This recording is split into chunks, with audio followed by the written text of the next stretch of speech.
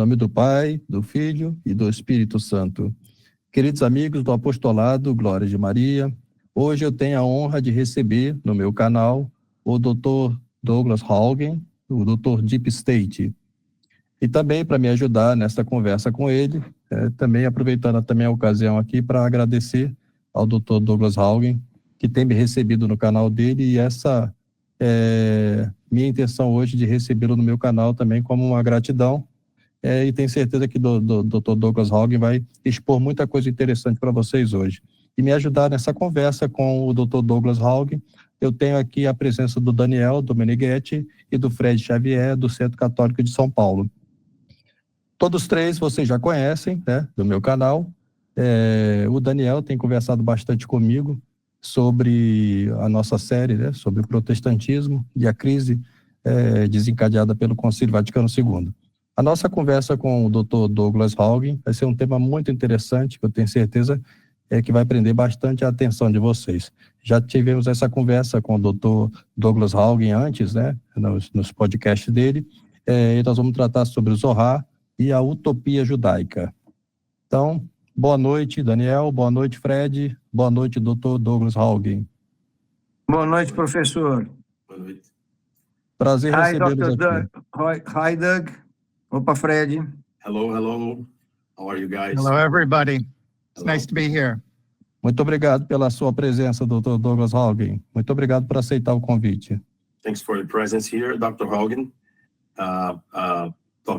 Professor Bezerra made a short introduction about and thanked you from having had him at your channel a couple of times.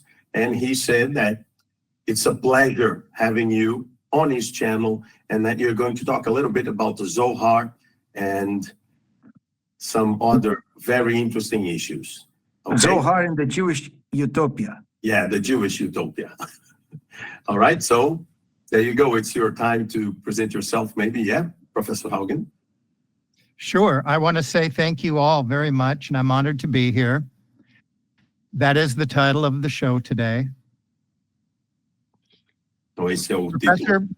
Professor Bezerra has talked about this combination over time between the Kabbalah, the Talmud, Zionism, and Noahidism.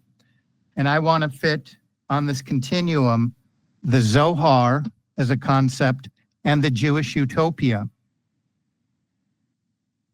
Então, o professor Haugen vai dar uma continuidade entre essa conversa sobre o Zohar e a utopia judaica.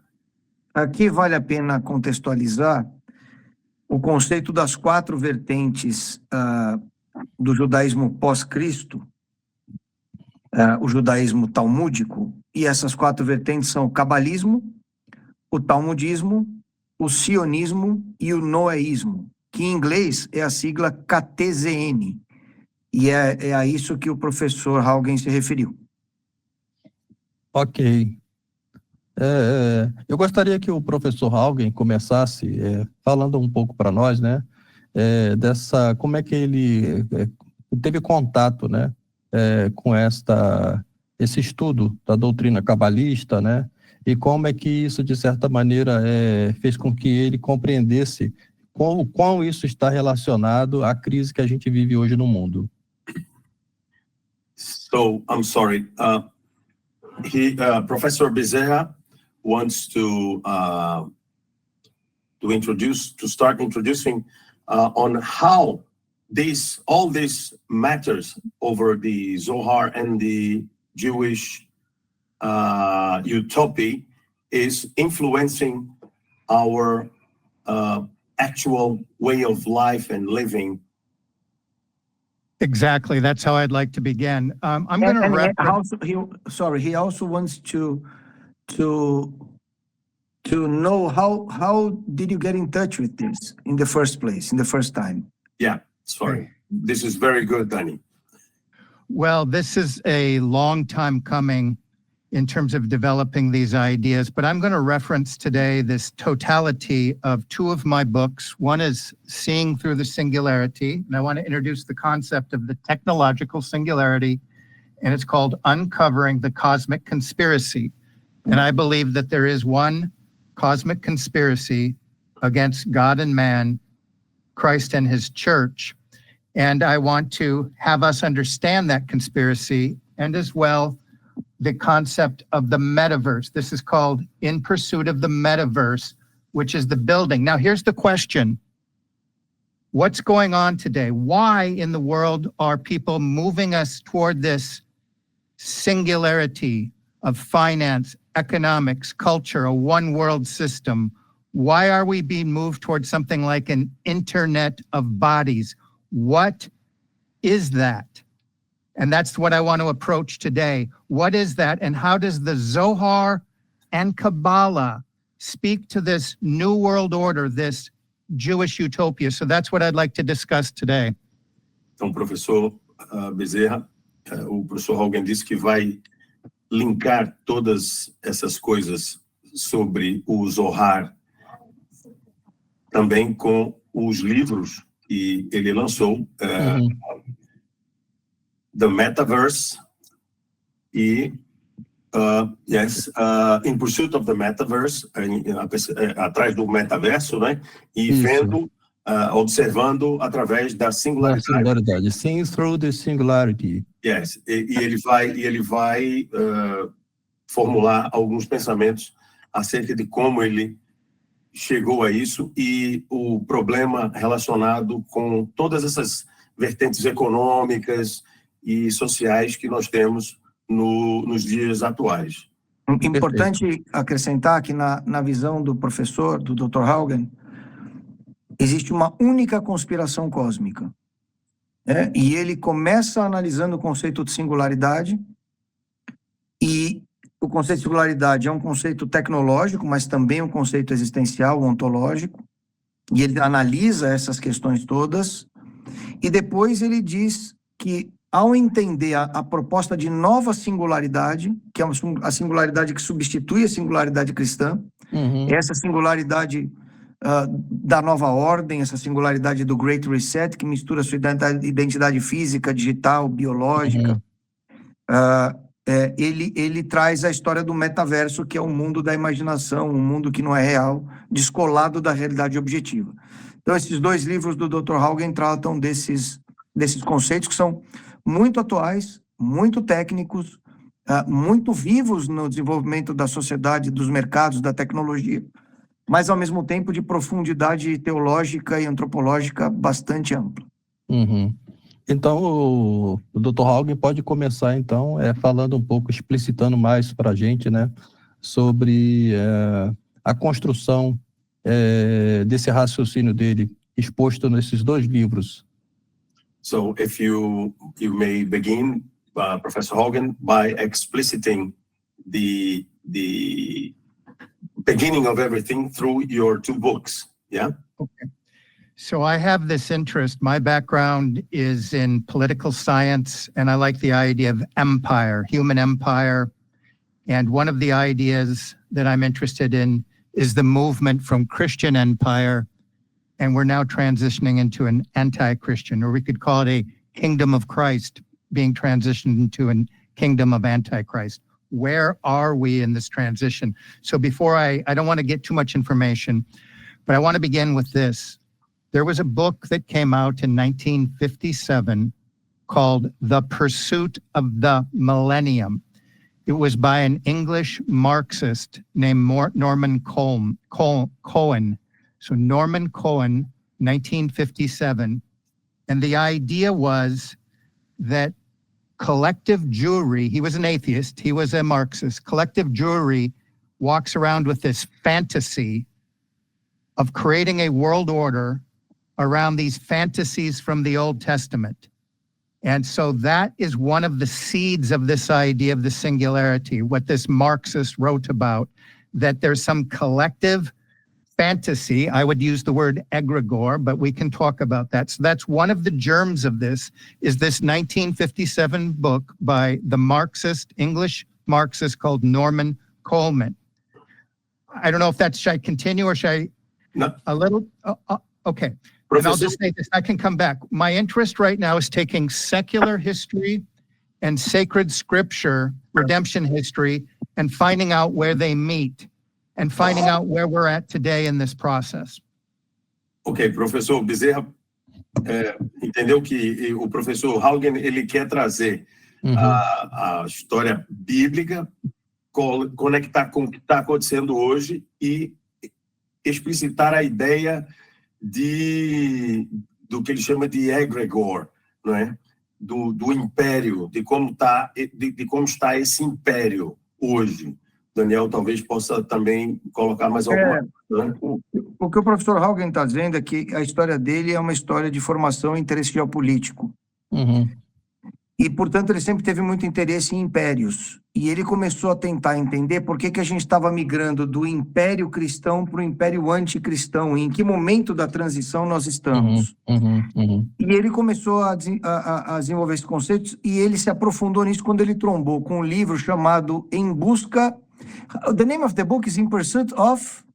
The Metaverse. Oh, his book, No. In Pursuit, his book Of is In Eternity, of Pursuit Millennium. of the Millennium. It's this mindset.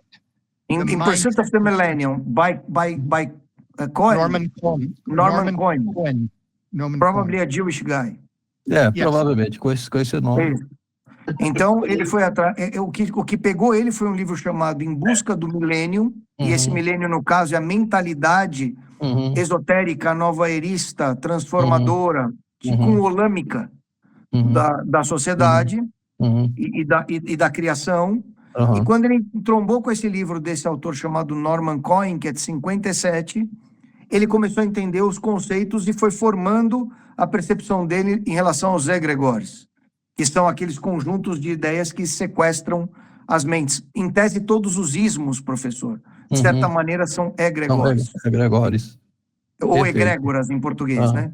Egrégoras. É uma espécie de mentalidade de época, né? Exato. Que fica ali, né, prisioneira dentro de um certo sistema. E que pode ser teológica, filosófica, política, e por aí vai. Religiosa. Sim. Na década de 60, do Dr. Haugen, a coisa era mais explícita e, ao menos, parecia, né, ser mais explícita e ligada a um conceito de nova era, a um conceito dentro do aspecto da teosofia e de evolução por eras. Seria a chamada era de Aquário. So during the 60s, this was very common through the age of Aquarius and all this theosophic movement during the 60s. The Professor Bezerra is stating exactly this.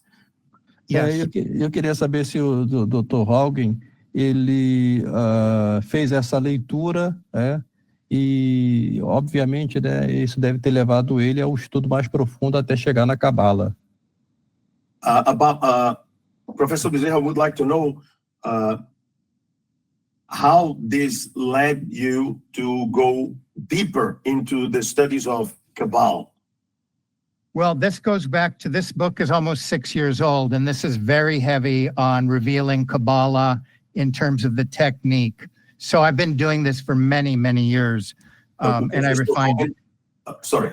Yeah, and Professor Cohen is a Marxist, so he's not particularly esoteric. He just thinks it's all rubbish. He thinks these are just fantasies. O professor Cohen, ele acha que ele começou com aquele livro que o professor mostrou, que está dele, que está, de fato, entrando pesadamente na exposição desse problema da Cabala, e que o Cohen, o autor do livro, ele leu lá na década de 90, salvo erro, acha que isso tudo é uma bobagem, que é tudo lixo, que não vale a pena, embora seja eu. Não é, porque essencialmente o que o professor Haugen está dizendo é que esse professor Cohen é um marxista, e como tal materialista, ou seja, ele não é um cabalista. Mas, ao mesmo tempo, esse livro foi o livro que o fez que o chamou a atenção, mas ele, de certa maneira, não conecta com a teosofia. Ele foi mais por esse livro mesmo. Compreendo. Perfeito. So what I would like to do now is lay out a methodology for thinking about this. Ele vai And the methodology, colocar a metodologia para pensar como se pensou sobre isso, como ele pensou sobre isso. Sorry, Dr. Hogan, I will No problem. interrupt like this, okay? Because it's a lot of information. Fred, one suggestion, maybe you would like. You do Professor Bezerra, and I do Dr. Hogan. You do How do you Dr. like it? Very good. Let's do Okay. it. Ok. Better. so the methodology would be sacred typology that ties together redemption history and secular history. So I'm going to do a little bit of typology here for everybody, okay? This is So- important, Dr. Hogan. Before you start doing that, I laid out this concept so that people can understand. O professor Hogan está dizendo que ele vai fazer o estudo a partir da tipologia, typology. E ele vai comparar, you're going to compare two typologies, right, Dr. Hogan? Yes.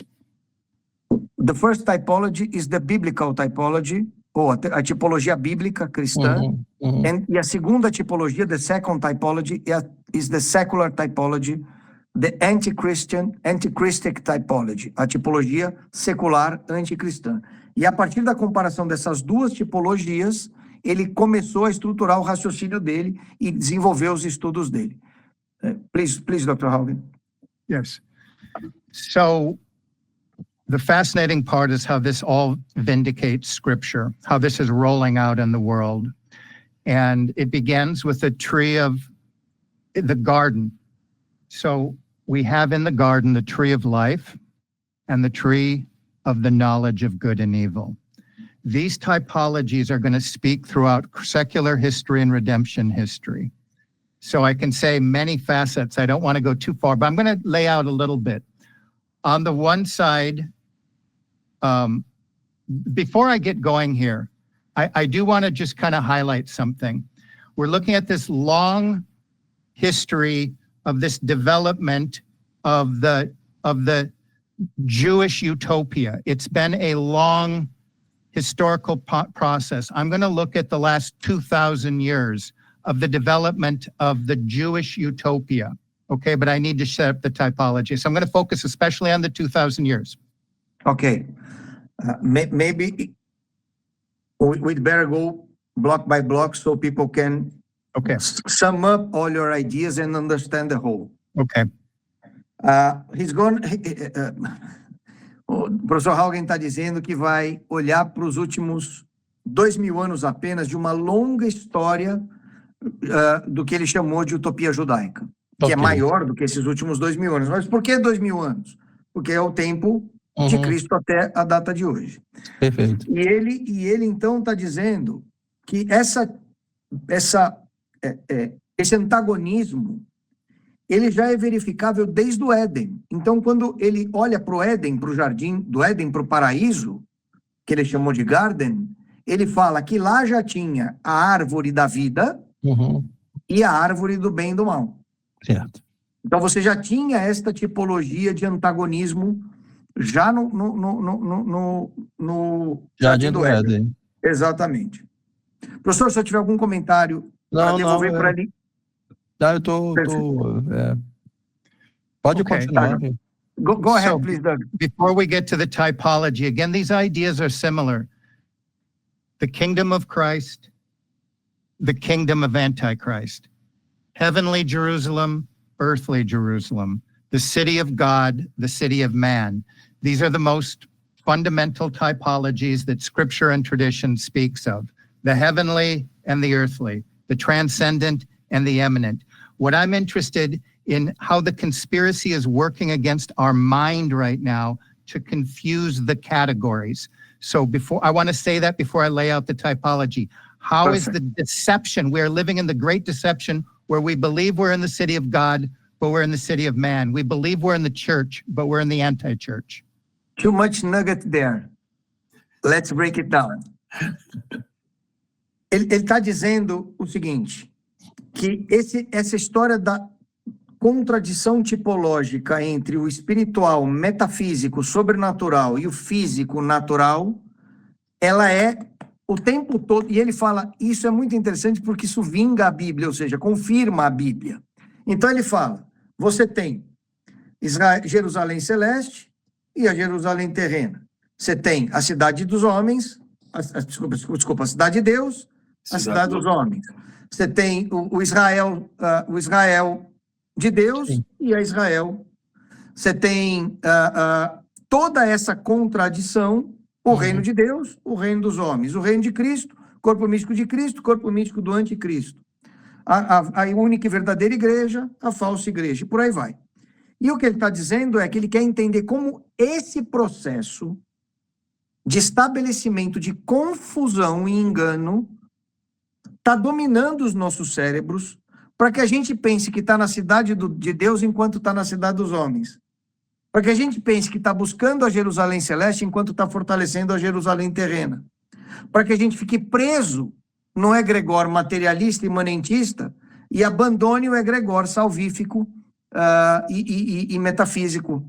Essa utopia, ela sequestra as nossas mentes e faz com que a gente não consiga perceber a realidade objetiva, onde a gente está. Go ahead. Excelente. So Okay. before I lay out the egregore, I'll give you an idea of where I'm going.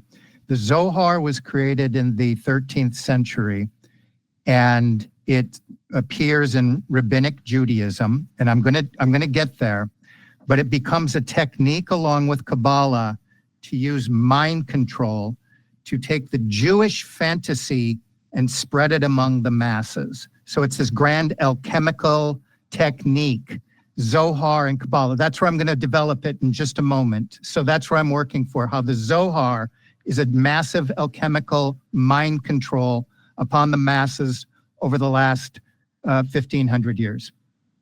O que ele está dizendo é que o Zohar, que é a sistematização da Cabala no século XIII,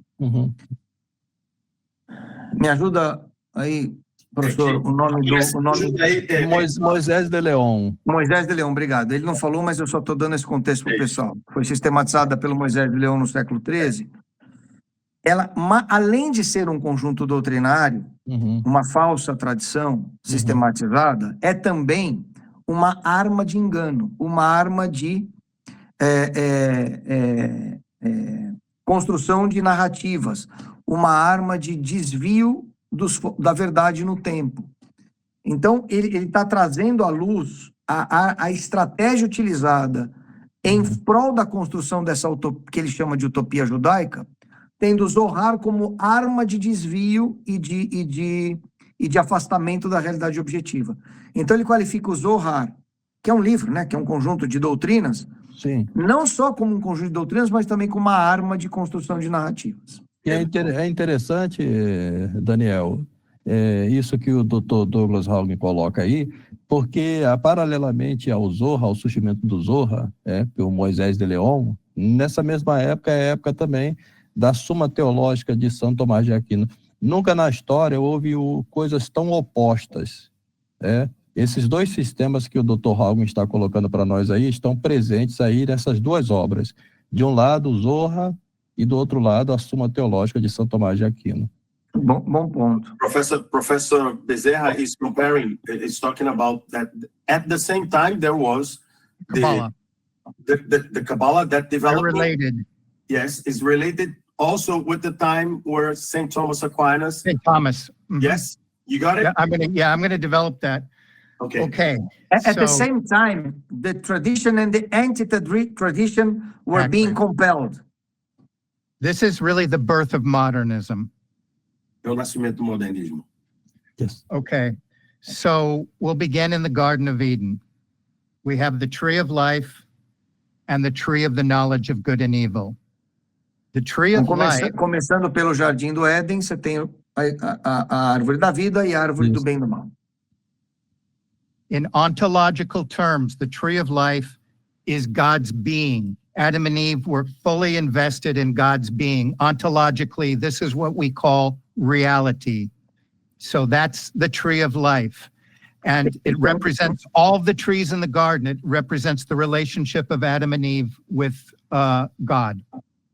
Esse conceito é muito importante porque, como eu entendo o raciocínio do Dr. Haugen, se a gente não estruturar com muita calma o que ele vai explicar a partir de agora, a gente vai se perder. Uhum. Ele está dizendo que no Jardim do Éden, So the tree of the knowledge of good and evil a árvore da vida era a árvore que Eu sei de Deus, né? Eu sei de Deus. garantia que Adão e Eva, Sim. totalmente investidos nela, Aham. estivessem conectados à realidade objetiva, à verdade, com V maiúsculo. Deixa eu só fazer um complemento, Daniel, Claro. se você me permite. Claro. A árvore da vida, ela tinha algo nela, não é? Uma espécie de seiva, que impedia a chamada lei da entropia. Então, ela conservava, né, Adão e Eva em um estado físico em que eles não morreriam, não sofreriam nenhum tipo de mal físico, né, nenhuma doença, etc. Então, aí, por isso o Dr. Haugen está Isso. enfatizando nessa questão, né, da árvore da Isso. vida com essa união com Deus, né? Isso, que ele chamou de investimento profundo, total, completo. Você está totalmente conectado e dedicado e vivendo naquilo, sobre aquilo. É o nosso por Cristo, com Cristo e em Cristo. Sim, Né? Por Cristo, com Cristo e em Cristo. sim. Então ele está dizendo isso. Enquanto eles estavam conectados, por isso que Cristo fala, eu sou a videira, ninguém tem vida. Isso. Né? Quando eu sou a seiva da vida, a seiva da vida. Outra coisa, Isso. é muito importante esse conceito também da árvore da vida, porque isso vai estar conectado a outras duas coisas muito importantes. A arca de Noé, porque é feita de madeira, né? Ou seja, E a cruz. fora dela não tem salvação e, lógico, você tem a figura da igreja. E a própria cruz, o madeiro, não é? Exato. Perfeito. Professor Bezerra is Okay. sorry, Fred, because No, I'm in the middle of the explanation. go. I'll just keep learning. Professor Bezerra is saying that the tree of life also connects the wood with the wood of the ark, which is the only salvation ark, which is the Yes. church, and also the wood on the cross. Yeah, I'm going to build that out. Let me just Exactly. finish your explanation because Professor Bezerra added something and I have to finish your first part. Yeah. 1 No, minute, I'll please. even just do the life for a second. So life represents the blockchain of being. Yes. So Yes. it's God's essence. When we say the church has essence and the anti-church has no essence, this is what we're Essence. talking about. It's connecting to God's essence. It's the logos. It sustains all life. And Yes. that would become one of the key. There's so many things here, but yes, in short, this is going to become the church. Okay. This is the moment of reunification with the church. It's the cross. It's the Ark of Noah. It's the church, the Ark of St. Peter. So this is one continuous typology, and it's being, and it's centered around what Thomas Aquinas would say, non-contradiction. Yes. So it's perfect. Just like the church, it's one revelation. Okay. It's just being, it's perfection. And God can only be. Evil's just a deprivation of God. God is all truth, good, beauty, and that's important in this typology. It's so rich, so rich. O que o professor Haugen está dizendo, o que o Dr. Haugen está dizendo é o seguinte. Então, pegando carona na primeira parte da explicação, então ele estava dizendo que a árvore da vida, que provê a seiva, como o professor Bezerra explicou muito bem esse papel, ela garante ontologicamente a vida do ser. E, portanto, a verdade, a realidade ontológica do ser é estar conectado à árvore da vida, que, obviamente, tipologicamente, está e é a Arca de Noé, a cruz, ou seja, essa realidade contínua, ela é ininterrupta e ela não carrega consigo a lei a contradição, porque ela é perfeita, não há contradição, como São Tomás de Aquino valoriza. E ela, portanto, é a verdade, a igreja, a realidade, Cristo. Uhum. Já, por outro lado, a anti-igreja, ela não tem seiva, ela não tem vida em si. E ela é movida pela contradição. Ela é movida pelo não ser. Então ele traz o conceito de singularidade tecnológica brilhante. E ele fala que o blockchain é um conceito tecnológico, vale a pena quem não sabe o conceito, dá um Google aí. É em cima do blockchain que roda o sistema financeiro, em cima do blockchain que roda uma série de tecnologias. O blockchain é uma arquitetura transacional interativa de várias tecnologias e informações. E o que produzem coisas. E o que ele está dizendo aqui, estar na árvore da vida é o blockchain do ser. The blockchain of being. Ou seja, é a realidade ontológica que nós católicos entendemos no Cristo Pantocrator, no Logos, naquele que sustenta todas as coisas. Perfeito. E que a anti-igreja não tem o blockchain do ser. E aí ele vai explicar agora a outra parte, eu não vou antecipar. Go, Doug. Okay. Go ahead. Okay. Doug. It's fantastic. Yes, so we stay in the blockchain of being in the same way as Adam and Eve, through faith and obedience. God gave commandments. These are the trees you can eat of. We have the commandments. So we stay in the blockchain of being through faith and obedience to God's commandments. Ele está dizendo que a forma de nós permanecermos no blockchain do ser, ou seja, na árvore da vida, ou seja, em Cristo, é por fé e obediência, como Adão e Eva. We Que foi say, justamente o que aconteceu quando Eva Quando ela induz o desobedeceu, pecado de Adão. Isso, sim. Exato, tá certo? E, portanto, você tem mandamentos, sacramentos, tem toda uma dinâmica trazida por Deus e depois por nosso Senhor Jesus Cristo encarnado, que nos garante a permanência na árvore da vida. Go, Doug. according to the Catechism of the Council of Trent, and even the New Catechism, we are in the blockchain of being through the incorporation into the mystical body of Christ. Okay, so that's how we become incorporated into it. And the word used in the Catechism is image. And that image that we follow is the beatific vision of Christ, of the new heaven and the new earth. O que ele está dizendo é que, conforme o Concílio de Trento, a forma de nós estarmos nessa árvore da vida, dentro desse processo de obediência, desse processo sacramental, é o que nos garante a possibilidade de acessar. E a forma de nós mirarmos, de nós entendermos isso é através da imagem. Porque nós temos uma... E essa imagem, conforme o Concílio de Trento, é a visão beatífica, que é o conceito de São Tomás de Aquino. Então, nós miramos na visão beatífica, como Paulo fala, mirando o que está à frente, né? Então, quando você mira a visão beatífica, e ela explica para onde nós estamos indo ontologicamente. So Christ realized the prophecies of Old Testament scripture, Ezekiel, Daniel, Amos, Isaiah, and all of those prophecies point to Christ and the new heaven and the new earth. That's the image that we follow in faith and obedience.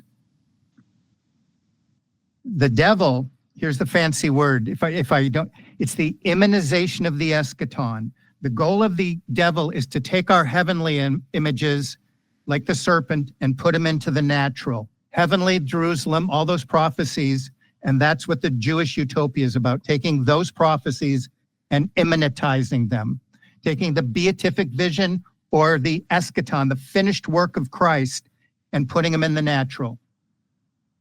Então, ele está dizendo que esse mirar na Jerusalém Celeste, no reino de Deus, na eternidade com o Pai, a visão beatífica, é o caminho que nós somos destinados quando fomos criados, que é a salvação. Porém, o que o diabo faz é a imanentização escatológica. O que ele faz? Ele pega a obra perfeita de Cristo, ele pega a Jerusalém Celeste e ele traz para a terra, traz para o mundo secular e tenta vender a ideia de que isto é aqui. É o messianismo, né? O messianismo. Sim. E, portanto, nós temos que buscar essa realidade, que é uma realidade imanentista, materialista, naturalista. E aí sim, o termo utopia se aplica perfeitamente bem a essa realidade milenarista, né? Utópica, né? That's Porque where utopia nós- really fits. And I Perfeito. call this word the egregore. So they're taking heavenly ideas from above and they're transported from we the people or the serpent from below. So we're trying to say, where are we with this great deception? Are we following ideas from below or ideas from above? Aí o que ele faz? Ele problematiza. Ele fala, bom, se está acontecendo isto, como eu sei se eu estou aderindo às ideias que são divinas e que Celeste. vão me levar à escatologia perfeita, ou as ideias falseadas que vão me fazer ficar preso numa egrégora que parece salvífica, parece santificante, parece boa, mas no fundo me afasta da verdade.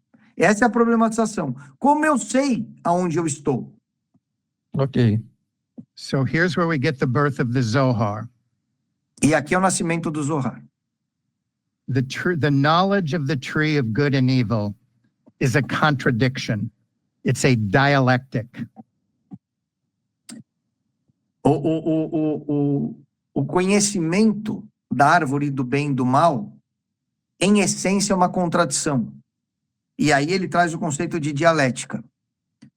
Tá certo? Então, o que ele tá propondo aqui é que This is o conhecimento da árvore do bem e do mal, por definição, por essência, é a contradição. Uhum. Ao contrário do conhecimento da árvore, ao contrário da árvore da vida, que é a perfeição.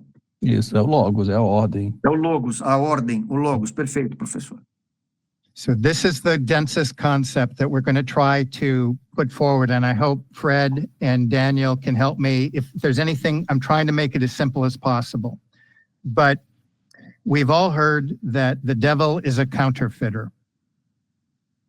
Okay. Ele está dizendo que vai tentar fazer a colocação sempre da forma mais simples para que a ideia central possa funcionar, Uhum. mas ele começa dizendo que a gente sempre ouviu que o demônio é um inadequado, é um imperfeito, é um contraditor, é um confrontador, é o que não obedece, enfim. Counterfeiter. Isso. Yeah. So God's being, the tree of life, our obedience is perfect essence. What the devil has done since the garden is counterfeited, made a copy and a copy and a copy. The ultimate copy of the Adam, he wants us ultimately to live in a world, a type of prison, a visual prison, completely emptied of the essence of God, both in our society and our churches. And that's the goal of the serpent. That's the kingdom of the serpent. All power and direction. And communism takes us a long ways because it eliminates the metaphysical. Aqui tem muita coisa, e professor, eu vou solicitar que o senhor faça uma explicação para que as pessoas possam entender esse conceito com mais profundidade. O que ele está dizendo é que a forma como o demônio trabalha é pegar um pedaço ou pedaços da verdade, fazer cópias falsas filosofias, falsos conceitos, falsas religiões, e ir multiplicando. Por isso o demônio é o pai da mentira. E ir multiplicando, e ir multiplicando, e ir criando, de forma que o objetivo é que a gente fique preso numa espécie de Torre de Babel, numa espécie de Babilônia maluca. Uhum. A cópia definitiva que ele chama, né? Até chegar a cópia definitiva. Exatamente. Okay. Exato, que a cópia definitiva é esse modelo final que é o sistema da besta. 1 minute, please, Doug. Então, professor, seria importante o senhor explicar, porque esta cópia, ela não tem a essência, que está na verdade. Ela é essenceless, a cópia. Então, como ela não tem essência, ela não tem eficácia nenhuma. Talvez fosse, não tem substância, né? Então, talvez fosse importante explicar aqui, 2 segundos, professor, a diferença de substância e acidente, para as pessoas entenderem o que o Dr. Haugen está falando. Ok. O professor Haugen também falou que esse reino da serpente, né, ele também está montado no que a gente hoje tem como comunismo, né? Exato, perfeito, bom ponto, eu esqueci. Perfeito. Ele falou que o comunismo é uma das formas que exponencia essa percepção eliminando falsa egrégora. Exato, isso. Yeah. Doug, I asked Professor Bezerra to speak in 3 minutes, the difference between substance and accident, so that people can understand what you're I got talking. you. That's a good idea. So You need to translate this? No. Of No, course. no, he already knows. He already Yeah. knows. It's just for the audience. But, okay. Isso. Eu vou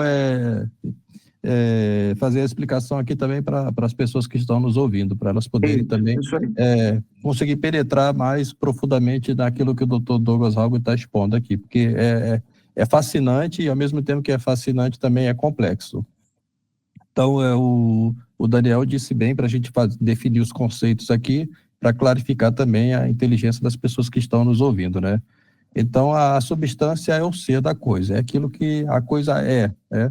E o acidente é aquilo que existe em função do ser da coisa, né? O acidente seria uma coisa mais secundária, né? Não essencial. Então, veja que esse conceito de fazer a falsificação da verdade através de cópias e cópias e cópias, como diz o Dr. Douglas Haugen, né? É eficaz por 2 razões. Primeiro, porque nós temos a ferida na inteligência pelo pecado original e a malícia na nossa vontade, que faz a gente se apegar à mentira mais facilmente. Havia uma frase que foi atribuída ao Dr. Joseph Goebbels, na época da Alemanha nazista, mas a frase não é dele, hein? É uma frase que ele repete, e na sua essência é uma frase cabalista, que dizia o seguinte, né? Toda mentira repetida 1000 vezes se torna uma verdade. Na realidade, uma mentira repetida 1000 vezes não se torna uma verdade. Ela adquire uma capacidade maior de engano, devido à repetição constante dela, a tal ponto que as pessoas passam a tomá-la como verdade, sem que ela se torne uma verdade. Também é uma frase sugestiva, mas na sua essência ela é falsa, não é? E agora, a mentira, obviamente, ela tem tanto maior poder de convencimento, conforme mais aspectos de verdade ela vai tendo. Então, por isso, o Dr. Haugen faz essa analogia com essa construção de cópias, qual o resultado final disso será uma cópia tanto mais perfeita, que vai ser a ideologia final do anticristo. E aí, só para exemplificar acidente de substância, por exemplo, nós todos aqui temos como substância O ser da nossa... sermos humanos, somos humanos. Mas eu sou com cabelo assim, o Fred com cabelo assado, o Dr. Haugen com a vista de um jeito, isso são acidentes. Se eu perco uma perna ou um braço, eu não deixo de ser humano, a minha substância não muda, apesar da minha apresentação ter mudado. Isso, o seu ser Daniel permanece o mesmo. Por isso que na transubstanciação, que é o que acontece na missa, nós temos o corpo, sangue, alma e divindade do Senhor, enquanto o acidente de cheiro, gosto e imagem de pão permanece. Por isso que é uma transubstanciação e não uma transacidentalização, por exemplo. Isso, exatamente. Até o Padre Mausley falou uma coisa brilhante, professor, que eu nunca tinha pensado. Ele falou, na missa, na Eucaristia, temos a transubstanciação, no tabor, na transfiguração, nós temos a transacidentalização, digamos assim, e no casamento, nas bodas de Caná, nós temos os dois. Sim. É brilhante isso. Perfeito, brilhante. Go, Doug, please. Okay. So I'm going to go back to the tree, but I want to see where I'm going. We had connected to the blockchain of being in Christian empire. Things were properly ordered according to the revelations of church and tradition.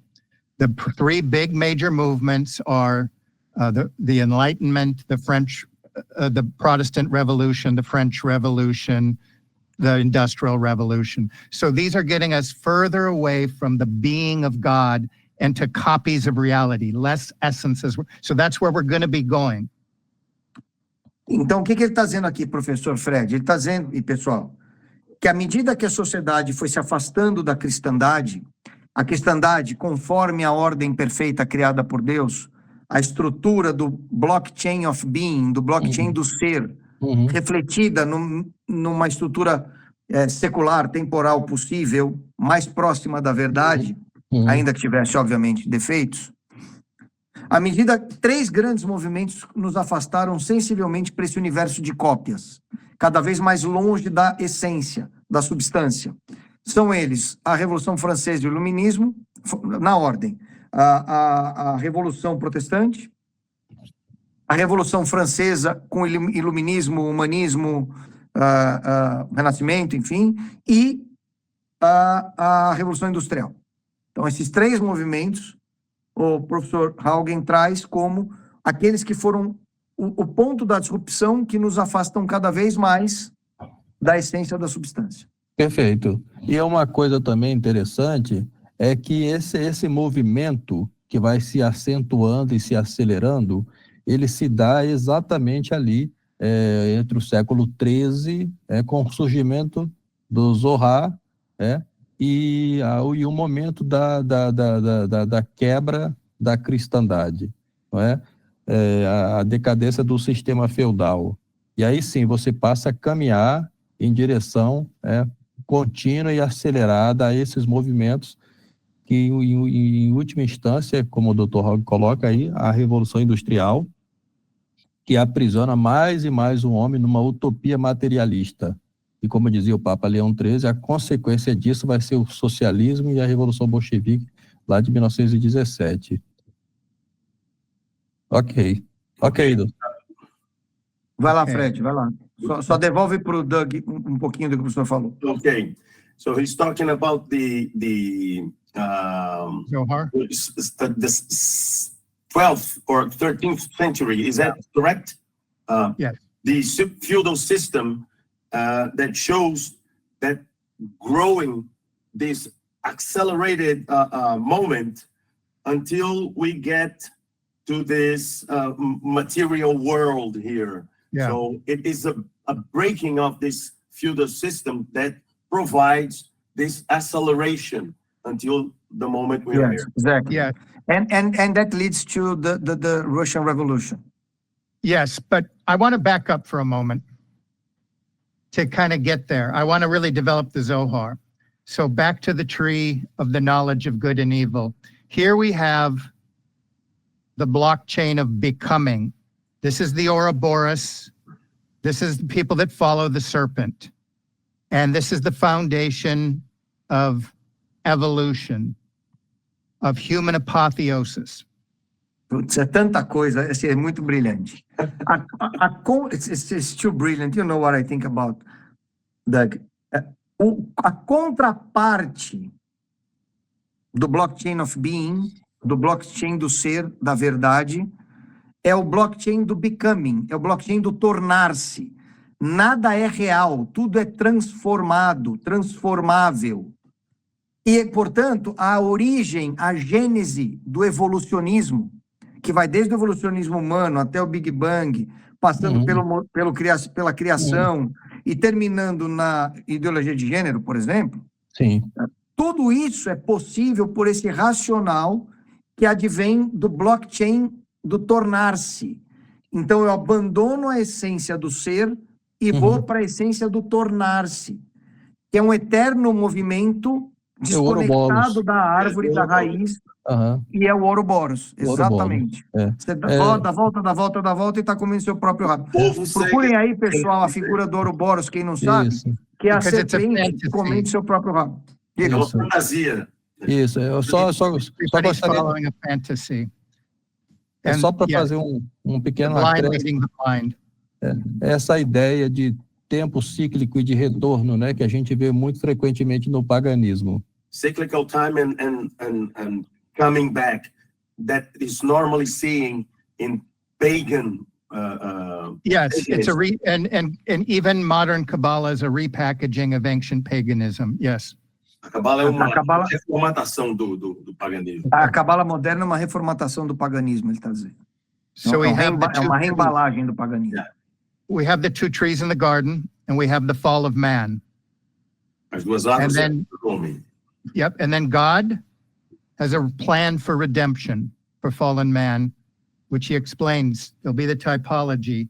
The the seed of the woman, who represents the tree of life, and the seed of the serpent, who represents the knowledge of good and evil. That would be the dialectic.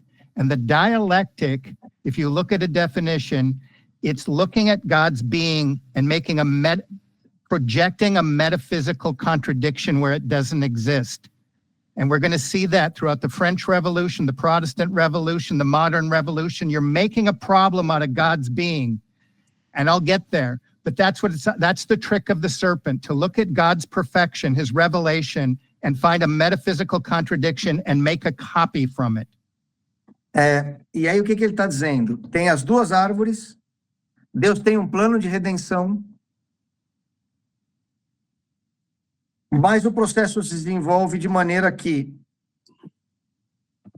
a dialética está estabelecida a partir dessa dinâmica com os filhos da mulher, Gênesis 3, e os filhos da serpente. E os filhos da mulher estão conectados à árvore da vida, e os filhos da serpente conectados à árvore da dialética, a árvore do bem e do mal, a árvore da contradição. E o que ele está dizendo é que com o tempo, ao longo do tempo, os promotores, os filhos da serpente, promotores dessa utopia, foram criando um processo de afastamento da verdade a partir das cópias, e exemplificando aí os movimentos que ele citou como exemplos disso, a partir da imposição de uma dialética, de um raciocínio dialético, onde se problematiza uma contradição metafísica ao que Deus é. Então eu crio dialeticamente uma dúvida, uma contraparte, uma antítese ao que Deus é. E o que Deus é aqui significa também o que Deus faz, o que Deus revela, o que Deus permite. Eu crio essa antítese, e a partir dessa antítese eu vou promovendo uma síntese com a verdade. Só que a síntese já está afastada da verdade original. E quanto mais cópias eu vou produzindo, mais sínteses eu vou produzindo dialeticamente. E mais, percebe? É um processo de aproximação sucessiva e de recorrência que vai levando o afastamento cada vez mais por sínteses recorrentes. É por isso que o número 3 para eles é muito importante e é simbolizado pelo triângulo. So number 3 is very important for them. That symbolizes the triangle. That's the observation of Professor Bezerra. Yeah, the unholy trinity that's a mimic of the Holy Trinity. A trindade satânica, o não santa, que é o oposto da trindade, né? Que é uma mímica, é uma mimética da trindade verdadeira. Exato. Okay. So there's always this note of the metaphysical contradiction in the garden. The serpent says, did God really say that? And then we have Cain and Abel. Am I my brother's keeper? Jacob and Esau, and the inversion of the gifts, the graces of Christ. And then we have Christ and the Pharisees. And then I can repeat this. And then we have the church and the synagogue. So there's a genealogy on both sides. And this is where redemption history and secular history come together in the post-Christian era. Ele está dizendo que essa contradição e esse antagonismo, essa inimizade eterna que Deus coloca entre os filhos da serpente e os filhos da mulher em Gênesis 3, e é uma inimizade colocada por Deus, diretamente depois da queda, ela se expressa em Caim e Abel. Eu sou aquele que cuida do meu irmão bom. Caim matou Abel. Abel é uma prefigura de Nosso Senhor, como nós sabemos e rezamos na missa. Sim. Esaú e Jacó. Davi. Edom e Jacó. Isso. Depois, Cristo e os fariseus. Sim. Ou, em última instância, a igreja e a sinagoga de Satanás. Sim. Conforme denunciado pelo próprio Cristo nos evangelhos. Então, ele diz que esse processo ele está estabelecido desde Gênesis, e ele vem vindo no tempo, e nessa era pós-cristã, ele está sendo chocado um no outro. E desse choque estão surgindo essas egrégoras, estão surgindo essas realidades, que são falsas realidades, mas que nos afastam cada vez mais da memória da verdade, da compreensão da verdade. Go, Doug.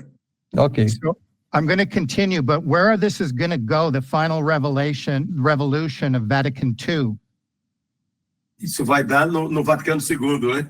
we're going to The get Final there. Revolution. Church Ou and como the diria synagogue. Dom Lefebvre, a Terceira Guerra Mundial, né? Ok. And there's an idea in the church that you don't mix truth and error. The church cannot have a contradiction, but the church of good and evil strives on it. That's how they create their kingdom, out of this contradiction. This is what Marxism is, creating it's a perpetual revolution, always an unfolding of history. Okay, so at Vatican II, think of the word, I'll get to the word negotiate. Go ahead and say that. I gotta translate now, Doug. Okay. Ele está dizendo que, Não pode haver contradição entre a igreja do bem que dentro da igreja não há contradição possível porque a verdade não coaduna com o erro. É por isso que essa infantilidade da união dos povos é impossível, porque a verdade não se une ao erro. Uhum. Ela ama o erro, ela tenta corrigir o erro, ela tenta consertar o erro, mas ela não se une ao erro. Por isso, aquele que está em erro, ela não ama o erro, ela ama aquele que está no erro. Sim. Ela odeia o erro, mas ama aquele que está no erro. Ok. E aí, portanto, para resgatá-lo do erro, ela tem o processo de conversão tal. Então, ele está dizendo que a igreja ela é uma sociedade santa e, como tal, ela não pode ter o pecado nela, porque ela é o corpo místico de Cristo. Eu vou dando alguns contextos no que ele está falando, só para dar a história mais abrasileirada, digamos assim. It's contextualizing just to make the audience, to make it clearer for the audience, okay? E aí, quando ele entra com essa proposição, o que ele está dizendo, professor? Ele está dizendo que quando o Vaticano II permite que o erro componha, ainda que não formalmente, mas materialmente, a doutrina, ou componha a pastoralidade, a praxis da igreja, a liturgia, seja lá qual for o campo que se queira olhar, a eclesiologia, a igreja passa então a ter um comportamento dissociado daquilo que ontologicamente a define. E, obviamente, isso não macula em nada a Santa Igreja como tal, porque ela é invencível, imatável, imorrível, indefectível. Estou brincando aqui com os termos, tá? Mas é uma realidade que nós estamos experienciando hoje no campo humano, que é fruto dessa infiltração, fruto do que aconteceu. A tal ponto que João Paulo II fala que a igreja é santa e pecadora, né? Yeah, the professor is saying, go ahead, Fred. Yeah, I'm going to return to Vatican II. Let's now start at the enmity between Christ and the Pharisees, which after Christ is going to be the church and the synagogue. So there is an enmity. That means a war between these two seeds. The synagogue wants to destroy, deicide not only Christ, but Christians, their minds, bodies, and souls, and enroll them in their project. So that's there immediately in the Gnostic movements. And I'm going to describe that a little bit more. Ele está dizendo que essa inimizade ela está exponenciada, especialmente depois do Vaticano II, e que esses inimigos de Cristo não querem só o deicídio. Eles querem destruir os cristãos. Mente, fé, compreensão da realidade e fisicamente também. E por isso que ele diz que nós atingimos, ou estamos atingindo, ou em processo de atingir, o ponto efetivo de guerra espiritual, de guerra real. Porque o processo é de destruição total daqueles que são os filhos da mulher. Os filhos da serpente vêm para destruir os filhos da mulher. Esaú vem para destruir Jacó. Caim vem para destruir Abel, e por aí vai. Ele vai citar agora, mais à frente. So I'm going to get to the Zohar, which is a very systematic dialectic. But the crude dialectic of the Gnostics was just to problematize God's being, the perfection. So it'd always be through heresy. The principal obvious ones are, could be God be fully man and fully God? Or the order of God's being, the Father and the Son. Anything to disorder the Christian perfection and the order of being. And so fundamentally, it's a war against God's order of being. And it's there It's in sacred scripture and it's in the tradition. That is the synagogue. Gnosticism is essentially an arm of the synagogue to disorder the Christian mind. Ele está dizendo que o gnosticismo é uma arma fundamental da sinagoga de Satanás para confundir, destruir a cosmovisão, a compreensão de mundo, de verdade e realidade dos cristãos. Uhum.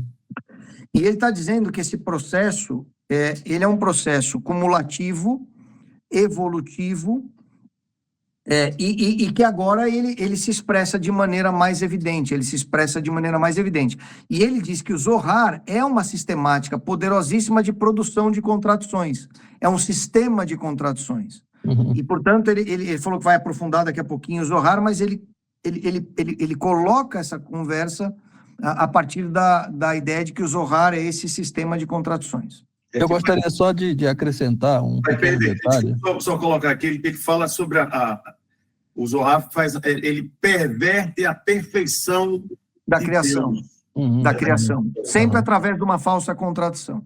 Isso. Perfeito. Eu queria acrescentar só o seguinte, no mundo antigo, o mundo pré-cristão, havia toda essa corrupção já estava, né?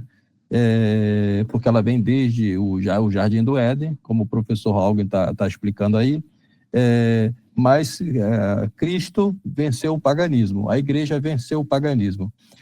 E essa doutrina luciferina da serpente, da árvore da ciência do bem e do mal, ela tinha que ser eficaz de alguma maneira. E a maneira que ela encontrou para ser eficaz foi através do povo outrora, povo eleito, a corrupção do povo eleito. Diz a filosofia que a corrupção do ótimo é o péssimo, né? Então, e por que isso, né? Porque era justamente a religião do povo eleito que continha mais elementos de verdade.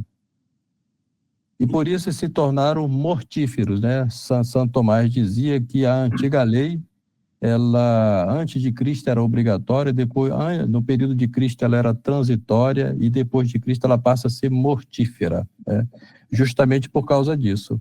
Que é a partir disso aí, por isso é importante o Dr. Douglas Haugen colocar essa história desses 2000 anos, que é a partir da sinagoga de Satanás que essa doutrina vai conseguir esse impulso maior que vai culminar no Zohar, que o Dr. Douglas vai explicitar para nós agora. You got it, Dr. Haugen? Yeah, this is just a comment.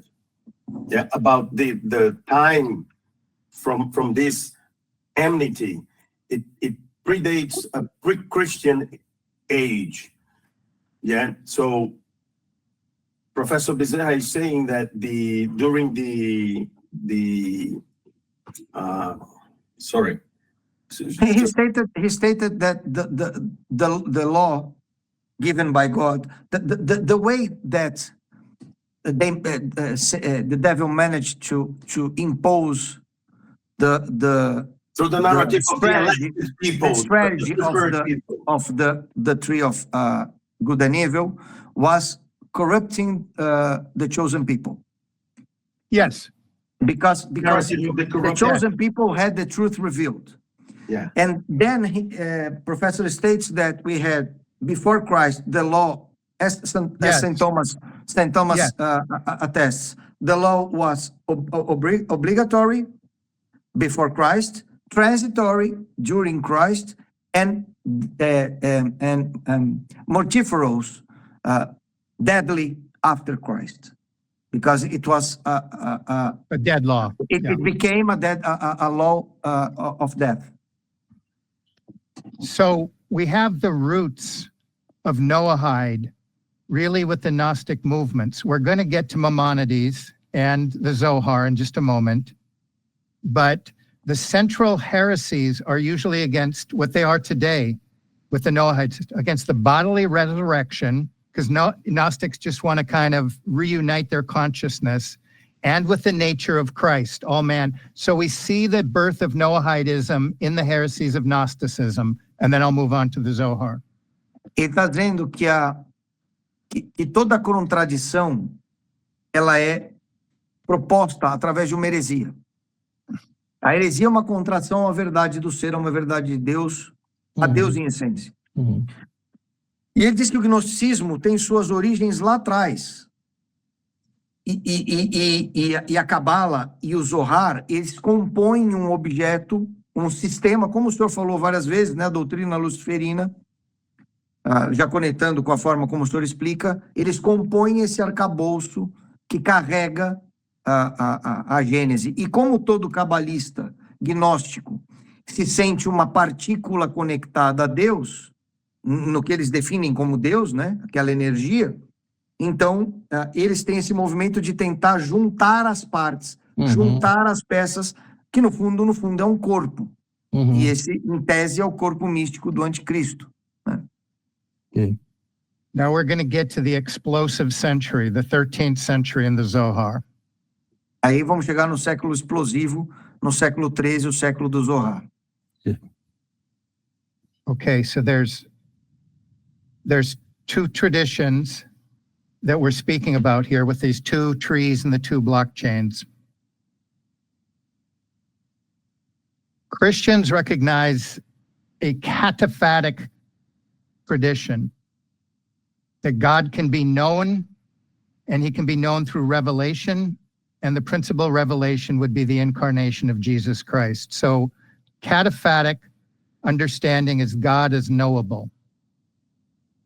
Um ponto central é que os cristãos reconhecem que Cristo, que Deus, pode ser reconhecido. Vamos lembrar que os gnósticos odeiam a matéria e definem a matéria como mal. Uhum.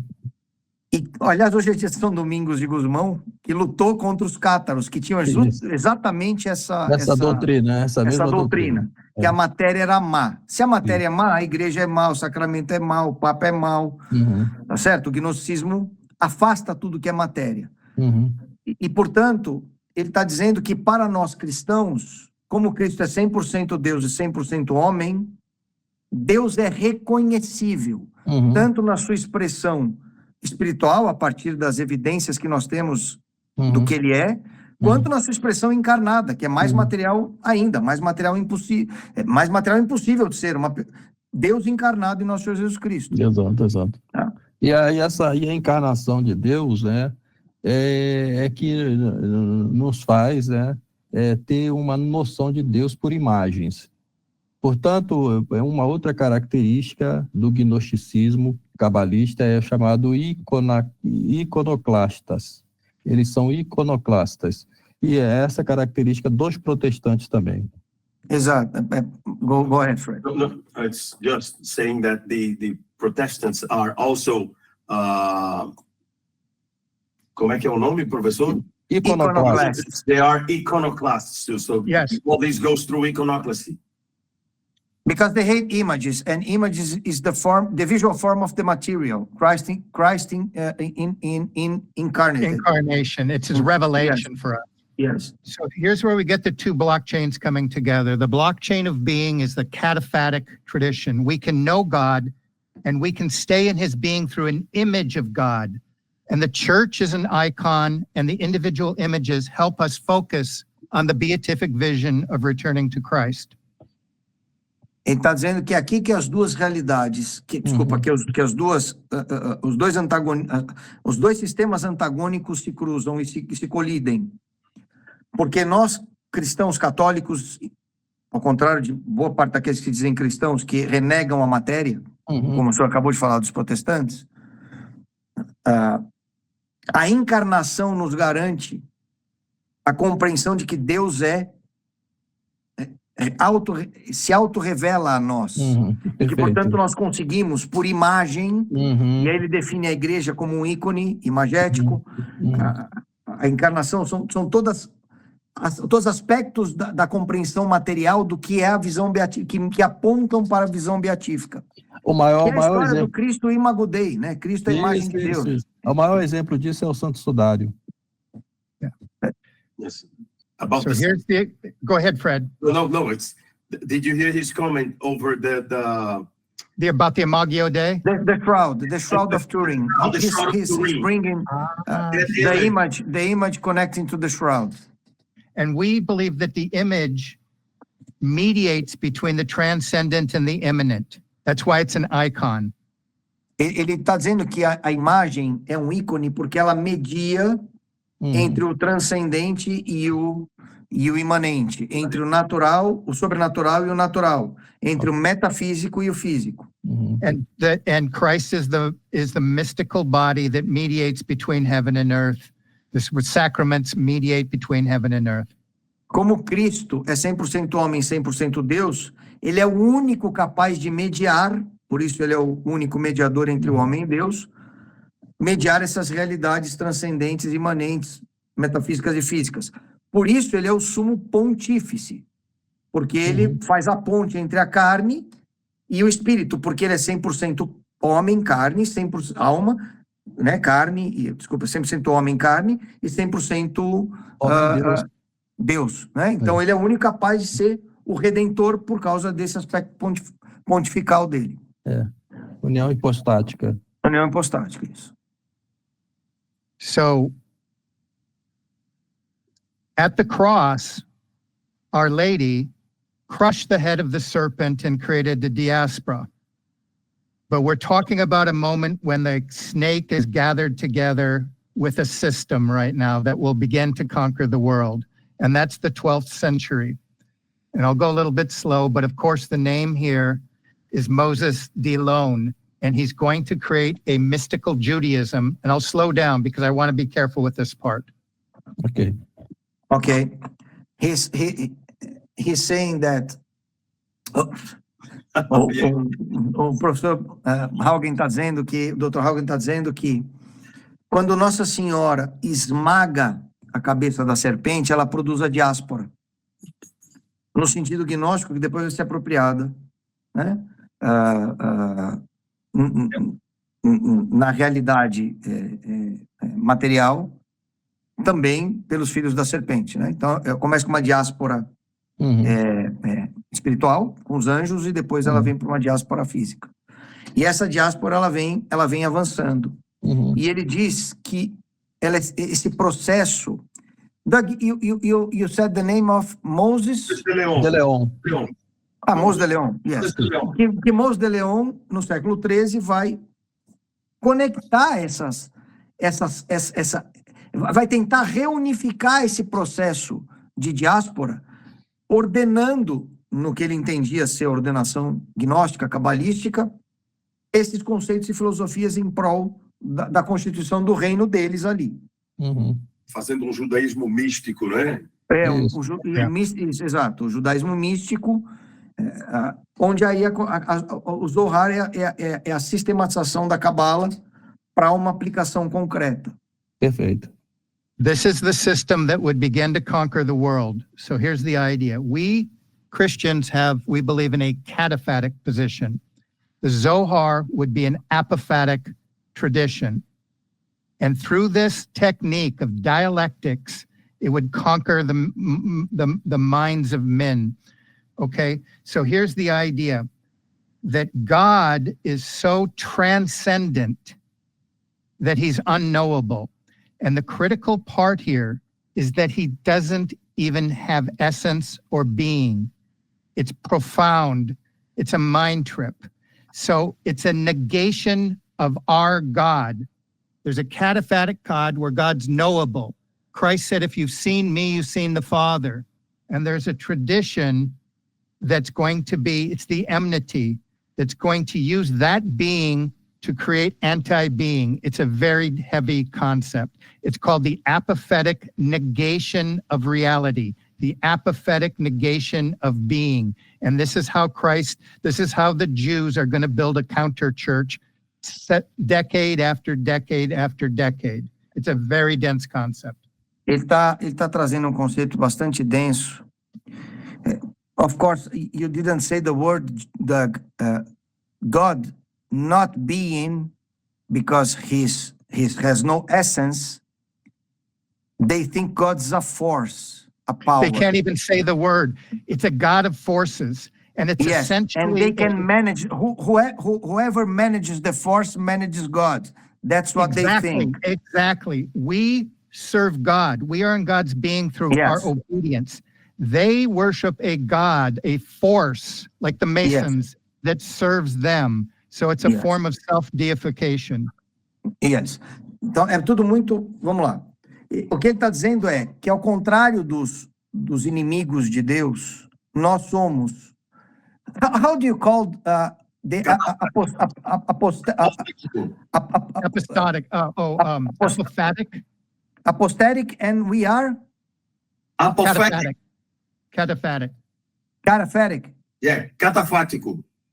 Yes. Ele está dizendo que nós, católicos, somos catafáticos e que os inimigos são apoteóticos. Ou seja, eles estão em rumo a uma vitória final no fim, que é a integração geral das partes. Tem a ver com o monismo, tem a ver com nosfera, essas coisas. E que, portanto, a apoteose é uma espécie de vitória do homem, a deificação do homem. E aí vem o conceito central, que os inimigos de Deus adoram um Deus que não tem essência.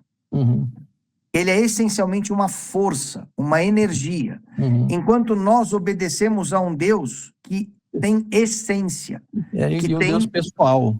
pessoalidade. Isso. O Deus deles é um conjunto de forças. E aí vem o racional. Ora, enquanto nós nos submetemos e obedecemos a Deus e à sua ordem criada, e aos seus mandamentos, e ao seu Filho encarnado, e aos sacramentos, e, em última instância, nos pregamos a cruz, eles trabalham para manejar as forças.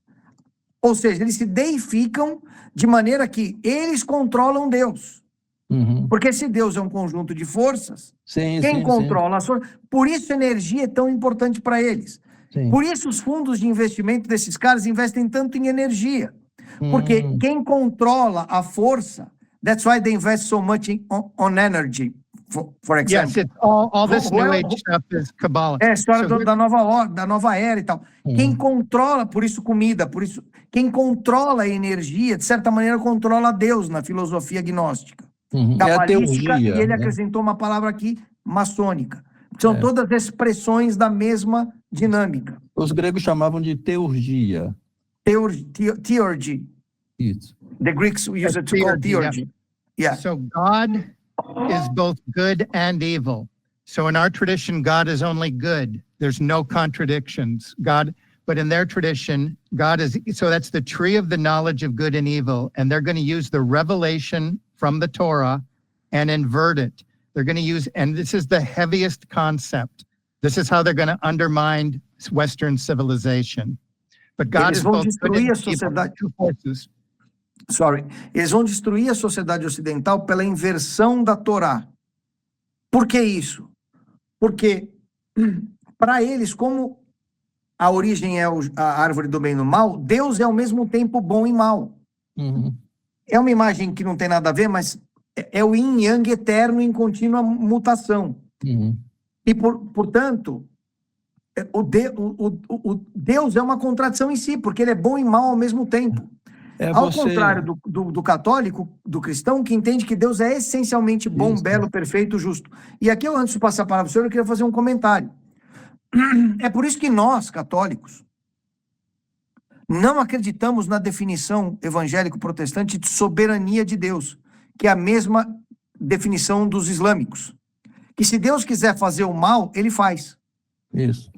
Deus não faz o mal, porque a essência dele impede que ele faça o mal. Nosso catecismo ensina que Deus não mente, não engana, não se engana. Deus permite o mal para tirar um bem maior, mas ele não faz ativamente o mal. O Deus soberano dos protestantes e dos islâmicos é o Deus que diz que é o Deus que pode fazer o mal. A hora que ele acordou caprichoso e vai lá e fez o mal. E nós não cremos nisso. Eu gostaria só de acrescentar com essa imagem que veio na minha cabeça agora, né? Dessas forças, né?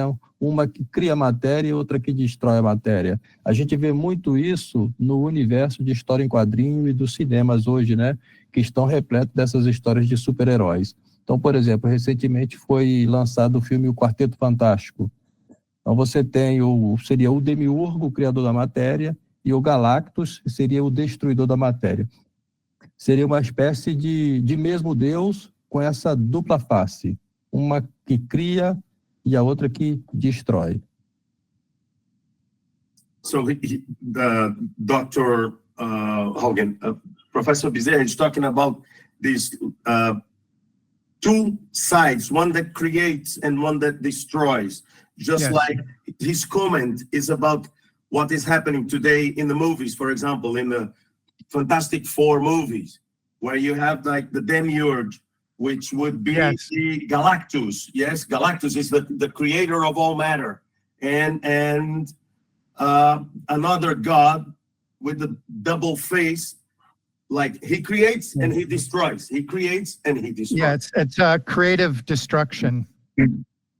And the essence of Gnosticism, the demigod and Ensof. And Yes. This is Ensof. He's so distant, he's so unknowable, and the effective is self-divination. So I can't even unpack what's going on in this century, but you're going to have the birth of this God, and that is going to give us a new formation of Lurianic Kabbalah, or what's called practical Kabbalah, in conjunction with the Zohar, that's going to be systematically applied at undermining civilization. At the same time, we have Maimonides systematizing through the two systems the Noahide law. The plan of Jewish world domination is now in place. It will do so by flipping Christian civilization on its head.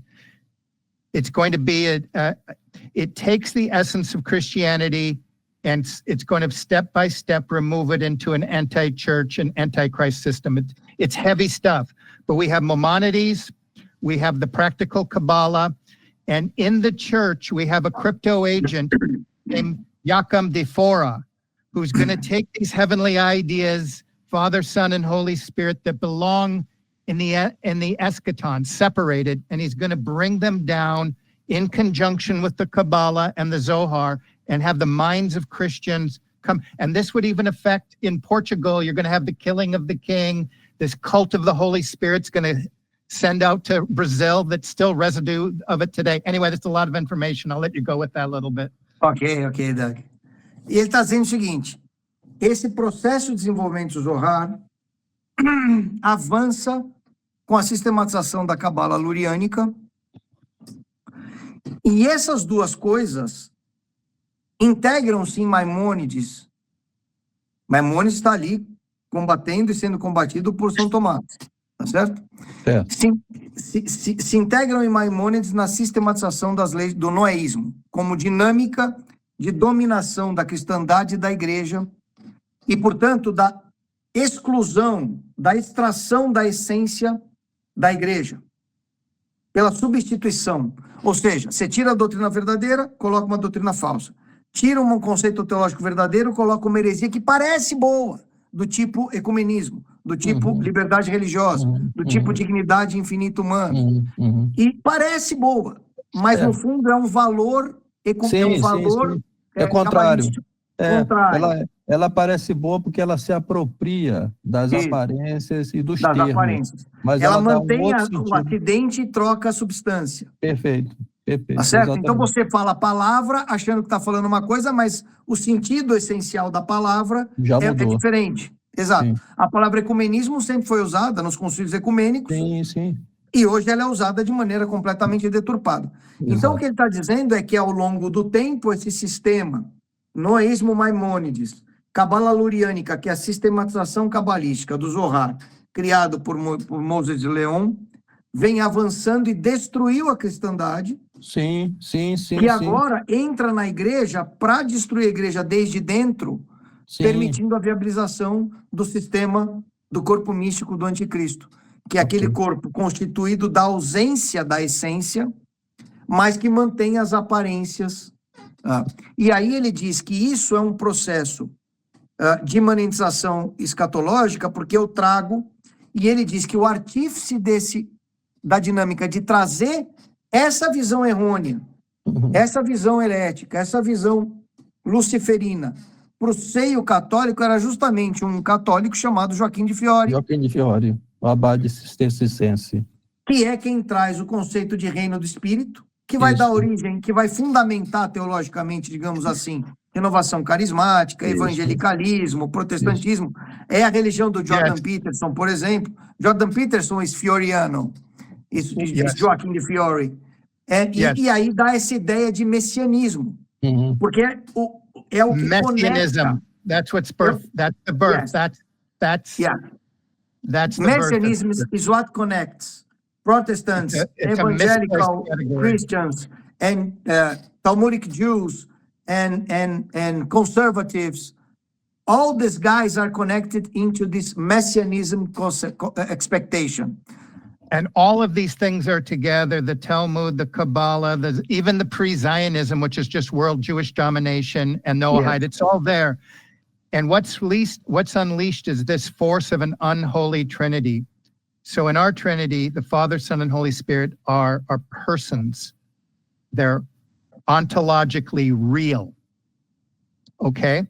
They have an unholy Trinity of sodomy, usury, and idolatry that are inversions of those three things. And those three forces are going to be unleashed on the world. And I'm going to give you an explanation of how. E aí ele está dizendo, é muito legal, né? Ele está dizendo que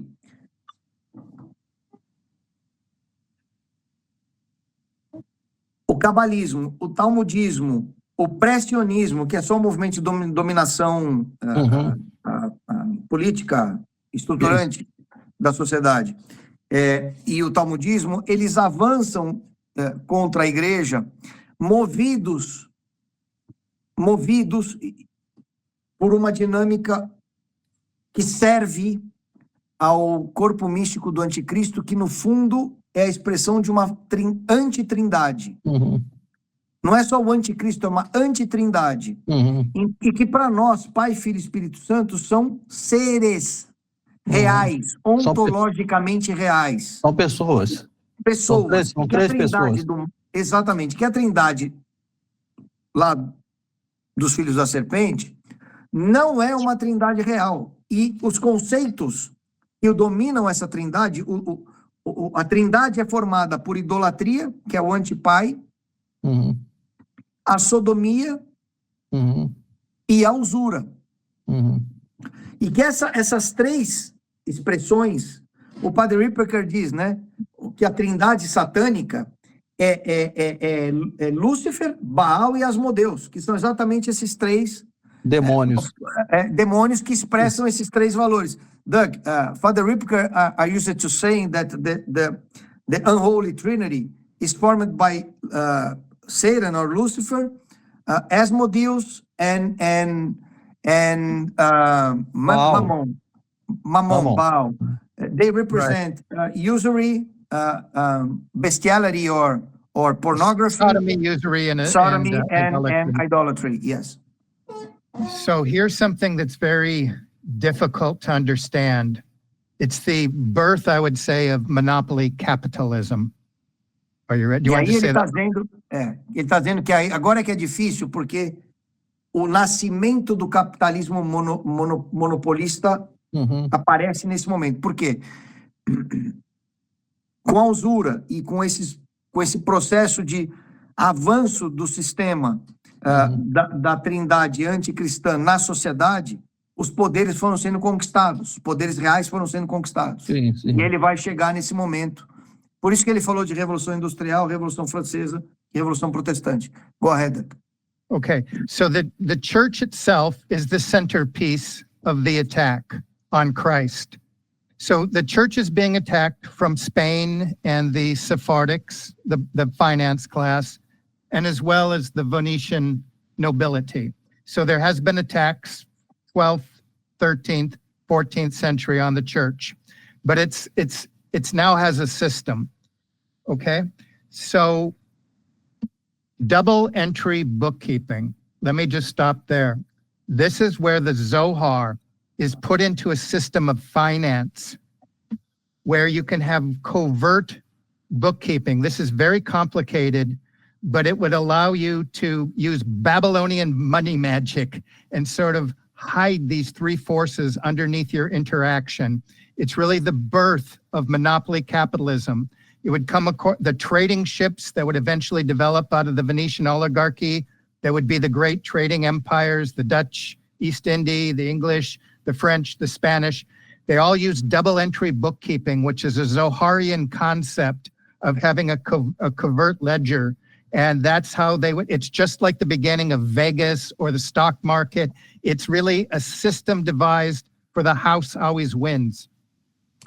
Ele está dizendo que desde o século XII, XIII, especialmente XIII e XIV, a partir da Espanha com os sefaraditas e da nobreza veneziana, que muitos alegam ser a origem da maçonaria, pelo menos Rosa Cruz ali, você tem um ataque sistemático à cristandade e a criação dos livros com duas entradas. Ele está falando de sistema contábil. You're talking about accountability, the two-entry books, the way you do the accountability system, right, Doug? You're capable through that technique of monopolizing the seas. So sea powers have always been dominated, but what the birth of here is the birth of modern warfare, because this is where you get the idea that you finance both sides and control it through a dialectic. Exactly, that's it. Não é exatamente contabilidade. O que ele está dizendo é que eles desenvolveram a estratégia de financiar os dois lados. Sempre os dois lados da tensão. Que é o que a gente vê na Primeira Guerra, na Segunda Guerra. É isso aí. E a partir dessa estratégia, eles foram avançando, produzindo o clash, a contradição das civilizações e dos modelos, e financiando essas contradições. E aí eles conseguiram dominar os mares. E com isso, eles foram criando sistemas baseados no lastro desse modelo. E aí ele extrapola dizendo que todo modelo de apostas, de mercado de capitais, e o que se consolida no capitalismo moderno, sim. é, na verdade, um sistema onde a casa sempre ganha. The house always wins. A casa sempre ganha. Por quê? Porque o sistema é desenhado para que, pela contradição dos jogadores, aquele que arbitra, que pilota, que registra, que controla, sempre ganhe. É isso que ele está dizendo. Deixa eu só fazer um acréscimo histórico aí. Esse movimento começa sendo estimulado, evidentemente, por essas forças, primeiramente nas repúblicas italianas, as repúblicas marítimas, e depois vai se expandindo para o coração da Europa. Aí nós já estamos no início do processo do absolutismo monárquico, cuja essência é mais voltada para a questão da aquisição do ouro, e do poder temporal. Então vai havendo uma desconexão cada vez mais profunda com a igreja. Eles vão se aproveitar disso para jogar reino contra reino. Daí esse período aí do século XIV, século XV, vai ser um período de intensas guerras. A maior delas é a Guerra dos 100 Anos, entre França e a Inglaterra. Depois esse sistema financeiro ele vai maturando, e vai migrar das repúblicas italianas, repúblicas marítimas italianas, vai migrar para o coração da Europa nos Países Baixos. Esse é o movimento, então, das grandes navegações. Eles vão se apossar da tecnologia portuguesa de desenvolvimento de grandes embarcações para grandes viagens e vão desenvolver um sistema financeiro internacionalista, baseado nisso que o Dr. Haugen está colocando aí. E dentro desse sistema é que surge novamente o sistema escravista. Então é bom que se diga isso, porque essa é uma conta que se põe na Igreja Católica, desse sistema escravista moderno, a escravização dos países africanos. Na realidade, não. Na realidade, isto se deve a este processo todo que o Dr. Haugen está colocando aí. São eles que trazem a escravidão de volta. Go ahead, Fred. But I think it's just explain that Professor Bezerra is laying down some historical context and explanation to what you're saying, and bringing the information that modern slavery, which was not funded and promoted by the church, came back to the stage by the development of the modern navigation system. Yes. And economics, especially when it moved from Italian republics to Holland and the center of Europe. Yes. Yes. So Professor Bizarra, mentioned about, Kabbalah in the Renaissance. So I don't need to hit that too much. I think we kind of know that story a little bit. But what like Civiltà Cattolica would tell us, the goal here is first dominate the finances, then dominate the mind of the Christian. So that's the order of things. So it has to penetrate economically. And so again, this is where the dialectic is going to come in, fund both sides of the war.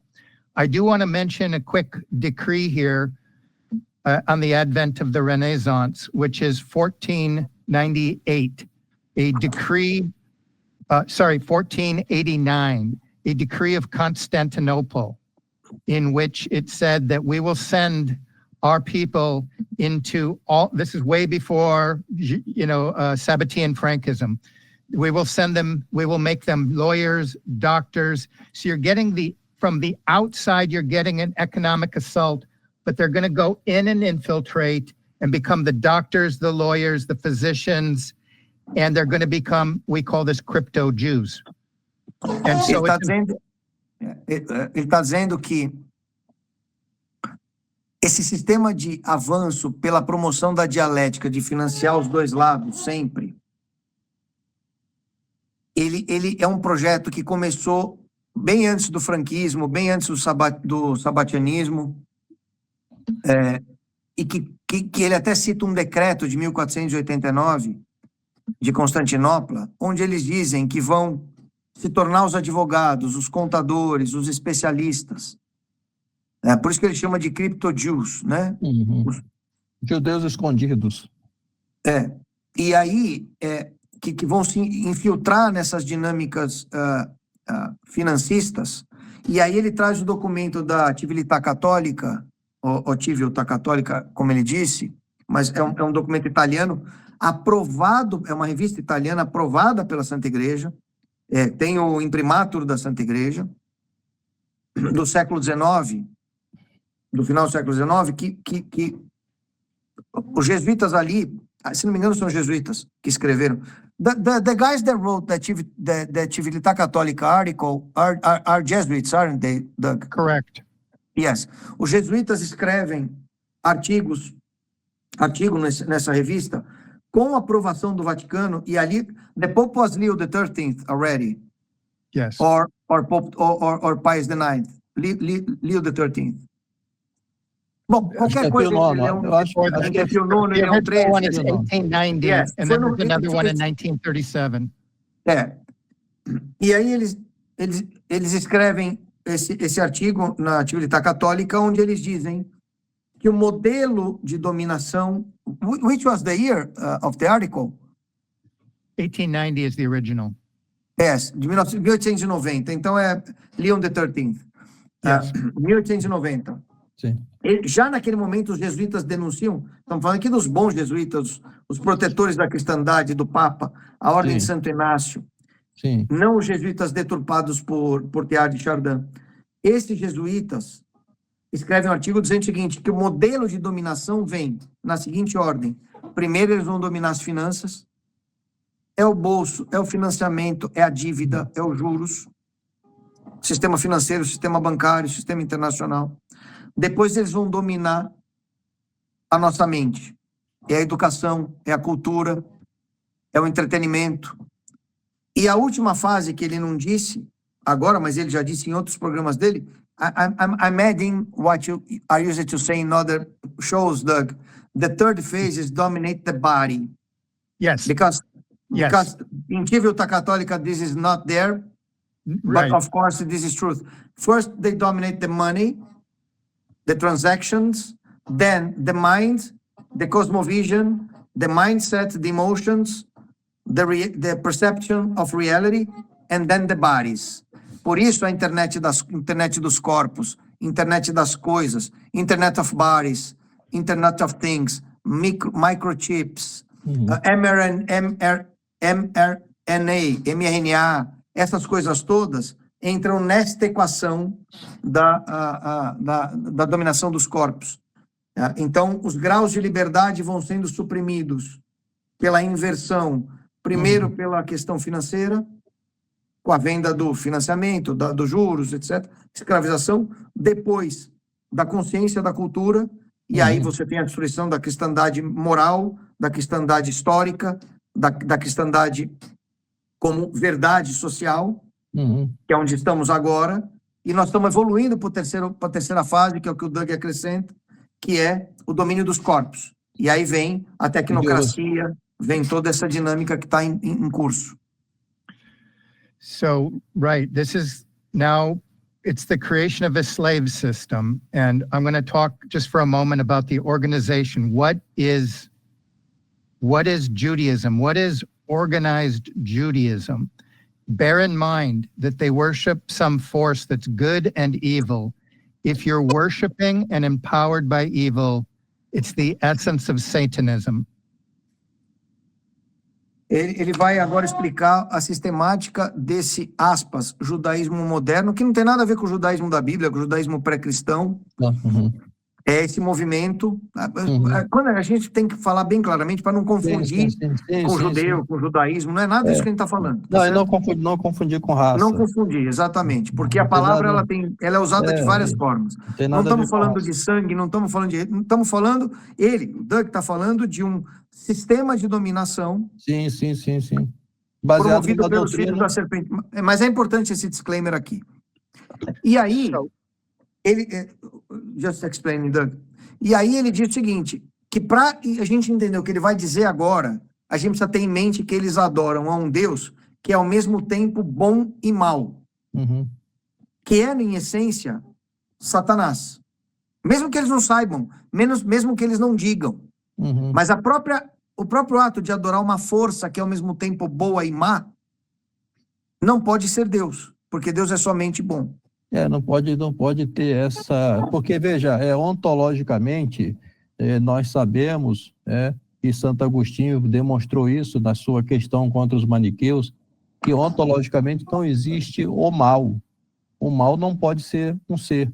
O mal é a ausência do bem.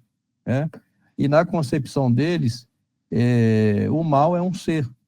E é um ser dúbio, que ao mesmo tempo que ele é mal, ele também é bom. Tanto é que Cristo fala que não há mérito nenhum em fazer bem àqueles que nós amamos, porque até o mal faz o bem. O fazer o bem não é salvífico, o ser bom é. Por isso que Cristo fala, só o Pai é bom. Por isso que essa dinâmica altruísta toda, de fazer o bem, de ser do bem, não é salvífica. É uma falsa religião. O nome disso é wokeísmo. Perfeito. So all secret societies, we're going to talk about the organization of Satanism. All secret societies come back to this archetype of organized Judaism. And most Jews don't understand what they're a part of. There's an elite circle. Everything is on a need to know. So this book here that I'm reading is quite beautiful. It's the authentication. It's an argument for the authentication of the protocols of the learned elders of Zion. And it's a fabulous book. It begins talking about the organization. And so what we're talking about is a cult animated by the deicide of Christ and the enslavement of Christians. It literally gets power from that. Okay? And most people that are in the movement don't understand. So the goal is first to enroll the Jew and then enroll the Goyim into the project of a system of Antichrist. Sorry, people, we had a small glitch here. Nós tivemos pequeno probleminha aqui. Então, retomando, Doug, você estava dizendo que a igreja com o Vaticano II passou a dialogar com o mundo. O Doug estava dizendo isso, e eu estava brincando com a ideia, e essa palavra brincando é só metafórica aqui, de que ao dialogar com o mundo, a igreja, de certa maneira, passou a produzir as cópias que nós estávamos criticando lá atrás. Doug, I was saying that you were talking about the infiltration in the church that after Vatican II started dialoguing with the world, and losing its essence in each interaction. and it's an eternal interaction which makes us lose part of our essence bit by bit in an evolving process. And I was also bringing the phrase that by doing that, the church started herself in his human body, in his human part, producing the copies that we were criticizing in the beginning of the show. So, go ahead. So, well, I'll do this briefly. So the first copy is Martin Luther. He lost some of the essence through the sacraments, and it keeps going and going and going. In the book of the Apocalypse, essentially what's going on in this birth of AI, oftentimes people point to the prophecy of Daniel, the merging of clay and iron, us and AI.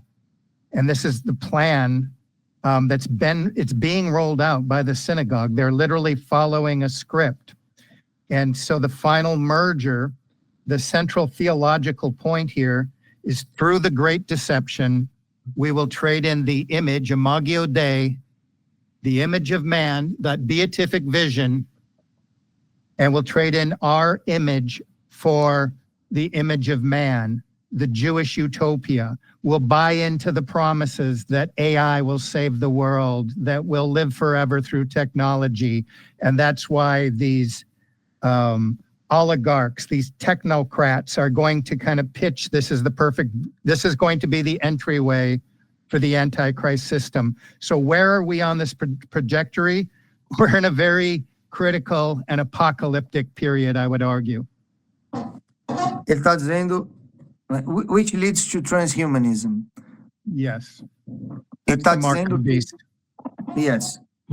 Ele está dizendo que a primeira, e aqui a primeira não é no sentido temporal, porque houveram hereges antes, mas que a primeira cópia é Martin Luther King, que abandonou os sacramentos, e desde então, Martin Luther King, olha eu, Martin Lutero. Martin Lutero. Martin Lutero, eu meti Martin Lutero. Pessoal, agora se It just keeps going on. Desde Martinho Lutero, com a falsa construção de um cristianismo kosher, de um cristianismo esvaziado de sua essência, sua substância, e especialmente por negar matéria, e a partir daí, várias foram sendo produzidas, e com a IA, e aí ele faz uma inteligência artificial, ele faz uma correlação com o livro de Daniel, onde o ferro se funde com eu não me lembro agora se é com clay. É o barro. É os o pés barro. da estátua Isso. gigante. Isso. É a ideia da IA, que é o ferro se fundindo com o ser humano, que é o barro. E, portanto, ele diz que essa sinagoga de Satanás vem exercendo esse projeto meticulosamente ao longo da história, conscientemente ou não, né? Muitos inconscientemente, e que isso é tão verdade que as elites, sejam elas da Cabala Global, sejam elas conectadas e vinculadas à Cabala Global, ou seduzidas por suas promessas de vida eterna nesse mundo, de paraíso nesse mundo, vão aderir parte delas por sedução, por oportunismo, e parte delas, óbvio, por opressão, a essa tentação de se juntar a essa dinâmica que está sendo reconstruída, essa forma de reconstruir a partir da inteligência artificial, que em essência é o transhumanismo e que por decorrência leva à edificação do corpo místico do anticristo ao sistema da besta. Porque o sistema da besta é um sistema informacional, um sistema estruturado. E aí ele diz que as pessoas vão ser seduzidas a aderir porque as comodidades e facilidades são muitas no mundo, e vão abandonar a imagem de Deus e trocá-la pela imagem do homem, pela imagem de si mesmas. E que, obviamente, isso é a imagem, a tradução da imagem de Lúcifer em si própria, a luciferização do indivíduo. E esse processo, então, nos coloca no sistema da besta, é um processo de adesão, nos coloca no sistema da besta e nos tira da visão beatífica da eternidade. E ele pergunta, em que momento nós estamos? E ele fala, bom, nós estamos em tempos muito apocalípticos, estamos no limite desse momento. E é só olhar para as realidades estabelecidas e ver como é que as coisas estão acontecendo. Acho que nós concordamos com isso também, né, Daniel? Né, Fred? Ah, As evidências estão aí. Look outside your window, look at the world, and you see in what kind of situation we are. Listen, where are we, Dr. Haugen? The AI is exponentially exploding. This is getting very real. It's hard to avoid that. ele diz que a inteligência artificial está explodindo muito rápido e que não tem como... É muito real e não tem como evitar.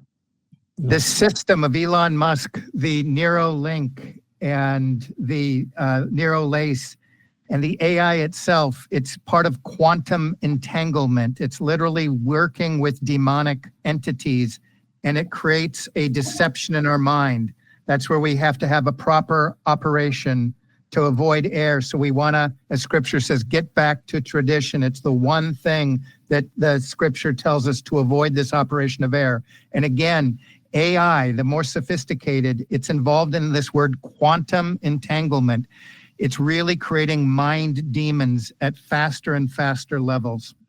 And this is what we call, scripture calls the restrainer.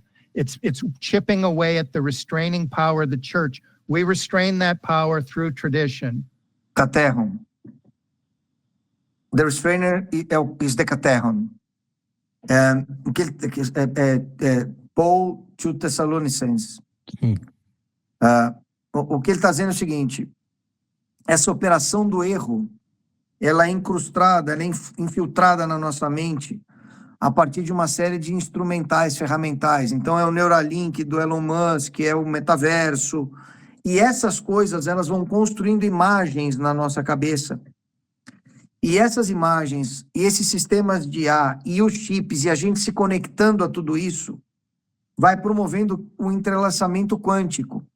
E esse entrelaçamento quântico, no fundo, são... Eu vou usar uma palavra que ele não usou, mas só para clarificar, são como se fossem portais de acesso ao luciferino, ao satânico.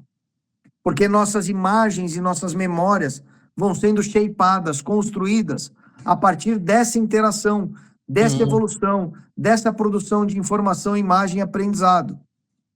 E a gente vai sendo refém, egrégora de novo, refém dessas egrégoras, e vai aderindo cada vez mais, e se afastando ontologicamente do ser, e entrando cada vez mais no blockchain do tornar-se, do becoming. Então, ele fala que o caminho para sair disso, para ser salvo, é cada vez mais se apegar à tradição, voltar à origem, né? À tradição. Por isso o modernismo é tão anticatólico. Por isso que ele odeia a tradição, por isso que se persegue a tradição, tradições custódias.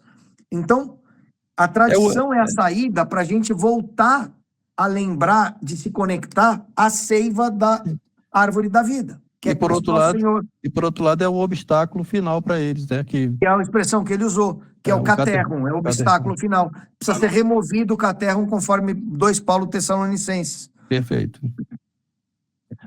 Bom. Yeah, so the blockchain of being, that is the church or incorporation, we go to the promise of Christ, and it'll be transformed into the promise of man, that ye shall live as gods. And so it's just helpful to understand this, to avoid this. And the pandemic and putting that into your body was part of this operating system. So we have to be aware of how the serpent works. Isso, ele está dizendo que o que aconteceu nos últimos 5 anos com a picadinha, tudo isso são formas de entrar na dominação dos corpos, na internet dos corpos, na penetração dos corpos, e que os cristãos têm que estar atentos para essa construção que está sendo feita em diversas origens, que nos afasta do blockchain do ser, que é a igreja, que nos leva à visão beatífica, porque, como o corpo místico de Cristo nos media com sacramentos, e ele costuma dizer, não disse hoje, que a realidade é histórica, sacramental hierárquica. Reality is historical, sacramental, and hierarchical. That's what you are easier to say, Doug. And a partir do momento que a gente ignora essas variáveis e vai para o mundo da imaginação, do tudo pode, do eu posso ser o que eu quiser, do tornar-se, da desobediência eterna, do faça-se conforme a minha vontade, do eu sou a minha imagem e semelhança, ou pior ainda, Deus a minha imagem e semelhança. Quando se cai nessa dinâmica, você já aderiu, você empurrou o caterro, você aderiu ao sistema. E que ele acha que nesse final vai ser cada vez mais difícil evitar isso para a maioria das pessoas. Porque a negação, a coragem de negar, a negação de tudo que é oferecido é muito difícil. Tudo isso ao mesmo tempo que é fascinante, também é muito assustador. Bom, eu acho que a gente já pode, então, caminhar para o nosso encerramento, mas eu gostaria de pedir ao Dr. Haugen para retornar aqui para a gente dar uma continuidade a isso, né, Daniel? Né, Fred? Yeah.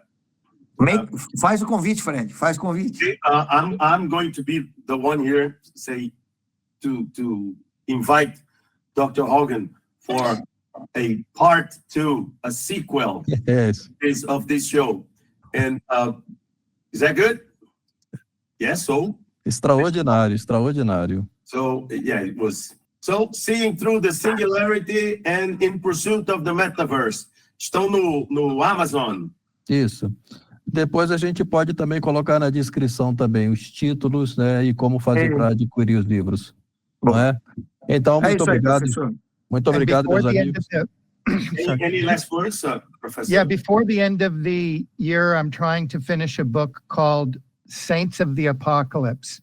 I think we need to adapt a mindset to open ourselves up. I think there are great saints, starting with Saint Stephen, all the way through the great Saint Colby, that are trying to help us navigate through these times, and the enmity to understand the ways of the serpent so that we can stay clear of this deception. So I'm trying to get that information about what we're talking about today. I think we need to be open there. The wisdom of the tradition and the saints is, if we have to open ourselves up to that wisdom, because I believe they're speaking to us right now. Ele está escrevendo um livro que deve terminar até o final do ano, que chama Os Santos do Apocalipse. E ele fala que a gente tem que buscar nas fontes de exemplos de vida, de referência dos santos, o que eles querem nos dizer para os momentos que nós estamos vivendo. E ele fala que vai desde Santo Estevão, que foi quem abriu a visão beatífica, de certa forma, quando ele olha para a eternidade, né? E repete Cristo falando, Pai, perdoa-os, porque não sabem o que fazem. Primeiro mártir, proto-mártir Santo Estevão, até São Maximiliano Kolbe, que morreu nas condições que morreu. E ele diz que a gente precisa navegar nesses tempos a partir do exemplo dos grandes santos. Perfeito, perfeito. Ok, Muito obrigado.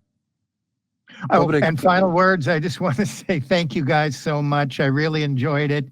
Thank you, Professor Bizarra, and thank you, Fred. Thank you, Daniel. I look forward to working with you all again. Nós aqui agradecemos, Dr. Haugen. Obrigado, We are Daniel. the ones who thank you. Trabalho. Yeah. Daniel, pelo excelente trabalho. Fred, pelo excelente suporte, pelo apoio aí, viu? Okay. E eu peço desculpas por ter falado demais, professor, mas eu fiquei aqui no processo de tradução, então... Não, foi excelente, né? Foi Porque excelente. Fez a ponte Tá bom. perfeita. Fez a ponte perfeita aí do Tá joia. Vamos que Exatamente. vamos. Viva Cristo Rei. Viva Cristo Rei.